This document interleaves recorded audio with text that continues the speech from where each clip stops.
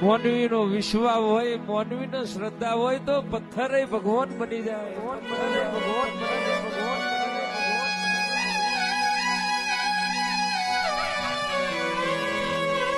પણ જેનો વિશ્વાસ ના હોય, બરોહો ના હોય, મન મંદિર માં જીવ જુતો હોય, સાર ધોવની જાત્રા કરો તોય લેખે ના આવે. પણ એ તો કોક મરદ નો જ મન ના ડગ્યો હોય.